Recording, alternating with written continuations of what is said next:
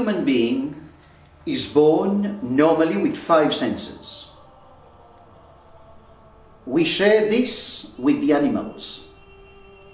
We have eyes to see, we have ears to hear, we have the tongue to taste and to talk, and then we've got the sense of touch and smell. Amongst the 5, 3 of them are the most noble: the sense of sight, the sense of hearing, and the sense of speech.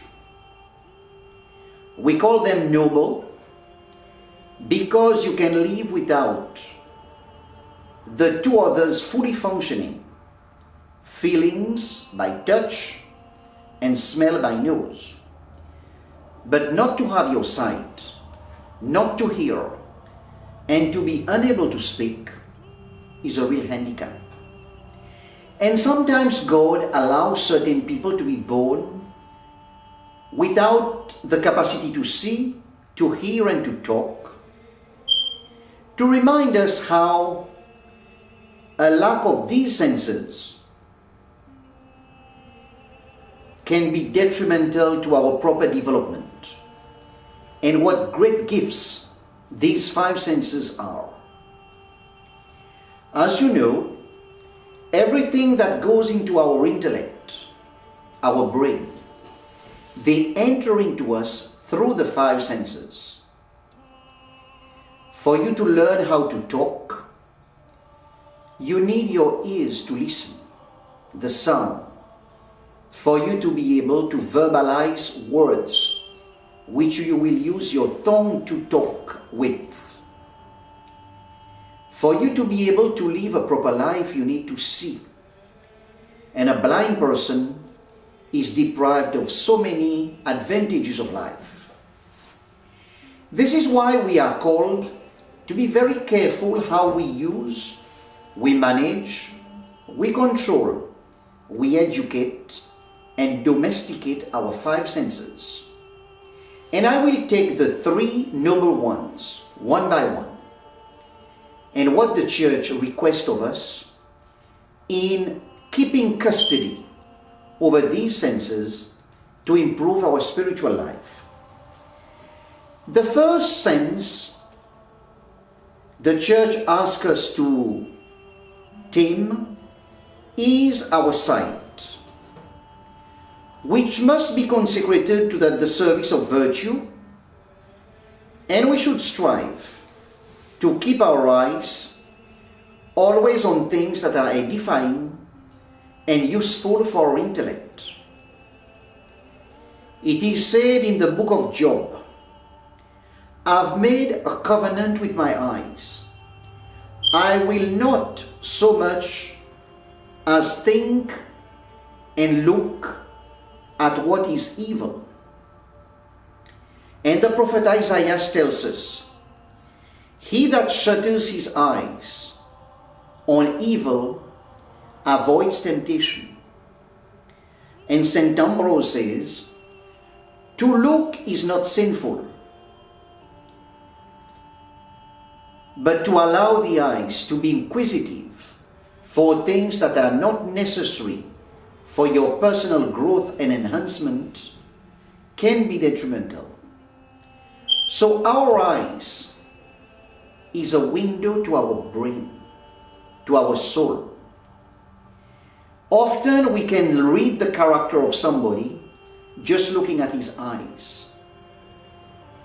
You know the old saying of Blaise Pascal, "Your eyes are like a lake, blue when the sun shines on it, and if it is clean and pure water, it reflects goodness." It's a person of noble soul. But someone who is full of sin and cupidity, his eyes betray him, and he portrays to others the wickedness he harbors. The custody of the eyes is very important in developing spiritual life. Not everything is good to see. Not everything must be taken to our brain. by the cornea of the eyes, by the pupil, and by the lenses of the eyes. We need to educate them. The second noble sense is, of course, our sense of hearing. St. Paul says, faith comes from hearing. The apostles were told to preach the word, not to print books or deliver pamphlets. They were told to tell the good news, to preach, because the Son of God is the Word, the verb, and He must be verbalized to those who do not know Him. So our sense of hearing is very important to know the faith, because faith comes from hearing. This is why the book of Proverbs insists, close your ears to lies. Lying lips are an abomination. Listen to nothing that could weaken your faith and make you believe falsities. The second thing we need to do with our ears is to close them to seductive language. Flattering and passionate words may sound so well in the ears, but they defile the heart. And we are encouraged by the faith to incline our ears to listen to the truth.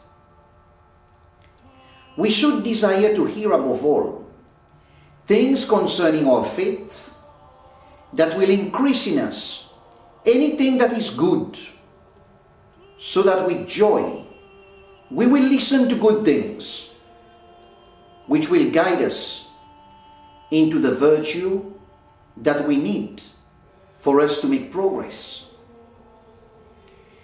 The third noble side that we need to educate is, of course, the tongue. We are told that your tongue can kill someone faster than a bullet or a sword or a knife. We sanctify our tongue and our speech when we speak, in speaking with self-control, always careful of the character of others, not lying about people, maintaining great self-control on the choice of words and how we talk, of whom we talk, and about whom we talk. It is said by St. James in the Gospel, if any man offend not in word, he is a perfect man. And the book of Ecclesiasticus tells us, make doors to close your mouth. If you are somebody with a loose tongue, melt your gold and your silver and build a door to balance your words and keep your tongue from becoming like a wild horse. Thirdly, we should use our tongue for the benefits of others and to influence others to do good. St. Paul in Ephesians chapter 4 tells us, speak ye the truth every man to his neighbor, for we are all members of one another. And the book of Proverbs tells us, with a good word, man shall be made glad. Again, St. Paul in Ephesians tells us, let no evil speech proceed from your mouth, but only that which is good for the edification of faith. Let us therefore use the tongue for what it was made, to speak the truth and to speak good. Lastly, our tongue is made to proclaim the glories of God, to praise Him and to thank Him, because we owe everything to God, and we cannot return to God what already belongs to Him, Because everything we think we have belongs to Him, because we were born naked out of nothing, and He gave us everything to be able to live on this planet. So we have to praise Him with our tongue, thank Him, and proclaim His glory. This is why every adult must do a hygienic examination on the way he or she uses these three noble senses: seeing, talking, and listening. These senses must be educated, domesticated. We have to cultivate great mastery and vigilance, make them servants of higher purpose. Don't let your tongue become your master. It will lead you into trouble. Don't let your ears become the master. You will be a slave to your passion. And don't let your eyes control your life. You will become a slave to everything that is wrong. These three noble senses are very dear, and we're lucky to have them. They are windows to the mind and windows to the soul.